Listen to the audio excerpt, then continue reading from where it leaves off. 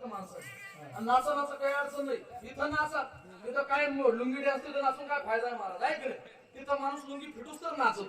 ह्याच्या नाचलं पाहिजे बरं का. लाजायचं नाही. लाज भय शंका दुरावीला मान, अंतकरणातलं दुःख हलकं व्हावं असं जर तुम्हाला वाटत असेल तर माणसाने दिवसभरातून भजनावर म्हणा, हरिपाठामध्ये म्हणा, या त्या ठिकाणी महाराज नाचू, कीर्तनाची रंगी आणि ज्ञानदीप लावू, या भजनाच्या तालावर त्या ठिकाणी वारकरी संप्रदायामध्ये आल्याच्या नंतर माणसाने नाचलं पाहिजे. नाचल्याच्या नंतर माणसाचं मन हलकं होतं बरं का. मी मनाचं बोलत नाही, आपल्याला सुद्धा नाचू वाटतं, पण फरक एवढाच की आपल्याला लाज वाटते, दुसरं काही नाही बरं का. आपल्याला लाज वाटते महाराज, आणि लोकांची लाज वाटत असेल तर टेन्शन घ्यायचं बरं का.